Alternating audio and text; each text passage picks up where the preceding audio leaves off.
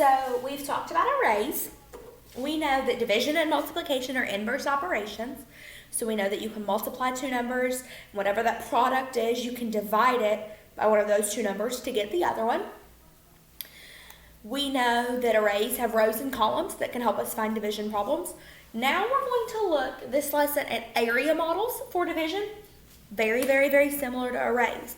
The difference is an array would have just given you a dot or a star or a symbol of some sort. The area model is giving you a box. That's all it is. That's all the difference is.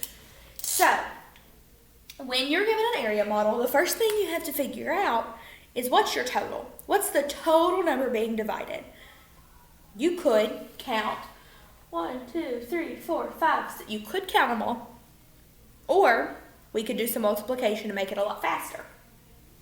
So what you're going to do is you're going to count how many columns are there. 1, 2, 3, 4, 5. There's 5 columns. Now how many rows are there? 1, 2, 3, 4.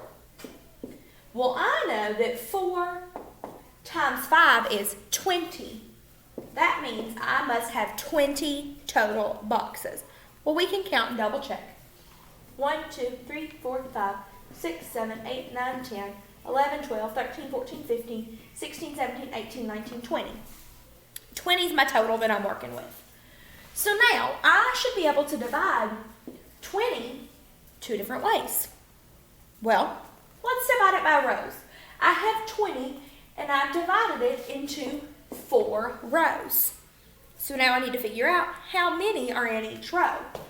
1, 2, 3, 4, 5. So we know that 20 divided by 4 equals 5. Well, there's something else. There's another thing we can do to find another division problem that this area model could show. We could also divide it into columns. 1, 2, 3, 4, 5 columns. 20 divided by 5, well, just looking at the numbers involved up here, we should easily be able to know that that is 4. So when you're doing these area models, the first important thing is figure out your total. You can count your rows and your columns and multiply those together to make it super fast. Or if you want to count them all out, that's something you can do too. And then just know that you're using the same 3 numbers, you're just moving them around, and you can find 2 division sentences. So now our next one. 1, 2, 3, 4, 5, 6, 7 columns. 1, 2, 3, 4, 5, 6 rows. 6 times 7. This one was always, for some reason, when I was in school, the hardest multiplication fact for me to remember. 6 times 7 is 42. So my area model has 42 total boxes. I'm going to divide 42 divided by 6. And if you're like, gosh, I'm really good with division, just think. 6 times what gives you 42? Well, I know it's my missing number 7. Now, there should be another division sentence I can do. I've done 42 divided by 6 equals 7.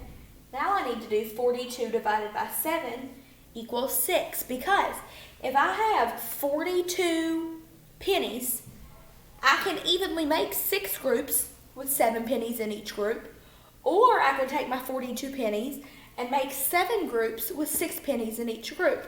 I can do either one. Now when we're thinking about how numbers go together, you're going to get some almost like word riddles, some math riddles. They're just trying to use the words to figure out what the missing number would be. So, because 4 times 7 equals 28, then 28 divided by 7, what's the missing number from that fact family? 4 times 7 equals 28. So 28 divided by 7, I know that 4 is my missing number, so that equals 4. Because 72 divided by 8 equals 9, then 72 divided by 9 equals, so if 72 divided by 8 equals 9, then if we were to flip those numbers, 72 divided by 9 would be 8. Your area models aren't much different than your arrays. And you're just thinking about your fact families. What numbers go together? What 2 numbers can you multiply to get your largest number for those number sentences?